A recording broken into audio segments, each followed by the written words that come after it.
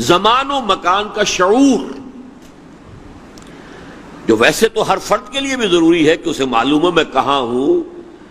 کون سا یہ وقت ہے، تاریخ کس مقام پر کھڑی ہے، کدھر جا رہی ہے، رخ کیا ہے، کدھر سے یہ کرنٹ چلا آ رہا تھا اب کدھر جا رہا ہے، یہ افراد کے لیے بھی ضروری ہے، ذہین حساس صاحب شعور لوگوں کے لیے۔ لیکن تحریکوں کے لیے تو یہ بالکل اتنی ہی لازم ہے جتنی کہ ایک انسان کی زندگی کے لیے ہوا اور پانی ضروری ہے۔ پانی نہ ملے گا مر جائے گا انسان، ہوا نہیں ملے گی انسان جو ہے دم گھٹ جائے گا، مر جائے گا۔ اسی طریقے سے تحریکوں کے لیے تو بہت ضروری ہے شعور ہو، ہسٹوریکل پروسیس جو چل رہا ہے کیسے چل رہا ہے، کدھر جا رہا ہے، قافلہ جو ہے نوع انسانی کا وہ کدھر سے ہو کر کدھر،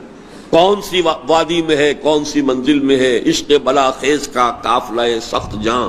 اب یہ نوع انسانی کا قافلہ کہاں کھڑا ہے، کون سے مقام پر ہے، کدھر سے آیا ہے، کدھر جا رہا ہے۔ تو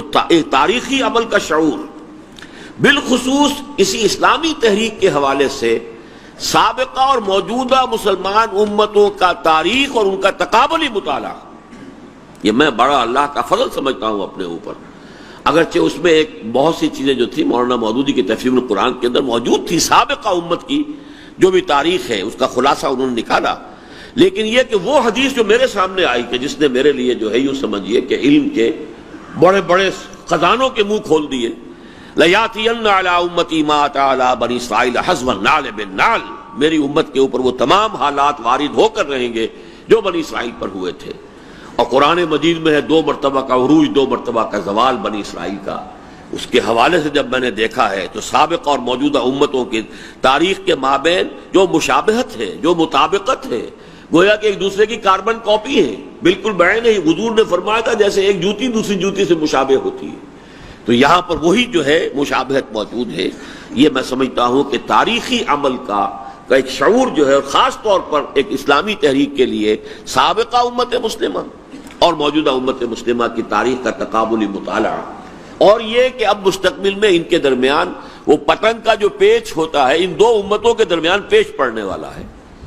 یا آرمگڈون کہہ لیں اسے، ملحمت العظمیٰ کہہ لیں اسے، اور یہ دونوں امتوں کا پیچ ہے۔ اسرائیل ہے کہ جس نے اس وقت چونکہ انہوں نے عیسائی دنیا کو بھی فتح کر لیا، اپنے تابع کر لیا ہے، فرنگ کی رگے جہاں پنجہ یہود میں ہے وہ تابع ہے، تو گویا کہ وہ ایک سپیئر ہیڈ جو ہے ایک کا وہ ہے اسرائیل، اور ادھر سے امت مسلمہ کا سپیئر ہیڈ جو ہے وہ ہے پاکستان۔ اور دیکھیے سائملٹینیس وجود میں آئے ہیں، سن 47 میں پاکستان قائم ہوا ہے، 9 مہینے بعد اسرائیل قائم ہو رہا ہے۔ ان دونوں کے درمیان کو ہے حکمت باری تعالیٰ کے اندر، تو اس کا جو ہے شعور ہونا یہ بہت اہم ہے۔ پھر موجودہ عالمی حالات کیا ہیں، کون کون سی فورسز ایٹ ورک ہیں، نیو ورلڈ آرڈر کیا ہے، اس کے پیچھے اصل قوت کون سی ہے، موٹیویٹنگ فورس کون سی ہے، اس کے ہدف کیا ہیں، کدھر یہ جانا چاہتے ہیں۔ خود یہود کے اندر جو تصادم برپا ہے اس وقت، ان کے سیکولر عناصر اور فنڈامنٹلسٹ عناصر کے درمیان جو پنجہ آزمائی ہو رہی ہے، جو کشاکش وہاں ہو رہی ہے، ان سب کا شعور، تاریخ کا اس وقت کے جو حالات ہیں، اور اس کے ساتھ ہی یہ کہ خود اپنے ملک کی حالات پر تبصرے، جائزے، تجزیے، یہاں کیا ہو رہا ہے، کیسے ہو رہا ہے، مختلف جماعتوں کا پس منظر کیا ہے، ان کی تاریخ کیا ہے، ان کے نظریات میں کیا فرق ہے یا کیا مشابہت ہے۔ یہ تمام چیزیں جب تک ہمیں اس کا شعور نہ ہو، اسی ماحول میں رہ کر تو ہمیں کام کرنا ہے نا، لہذا ان کو سمجھنا، ان کے بیک گراؤنڈ کو جاننا، ان کے مزاجوں کی علیحدہ علیحدہ تشخیص ہمارے ذہن میں ہونی چاہیے۔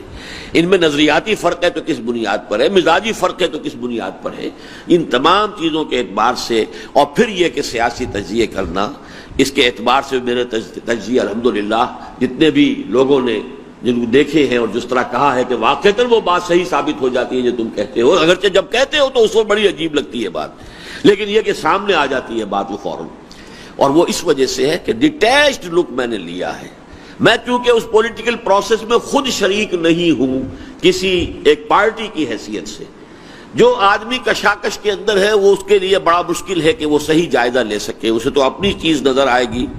اور دوسرے پہلو وہ نہیں دیکھ سکتا جو لوگ دور بیٹھا ہوا دیکھ رہا ہے۔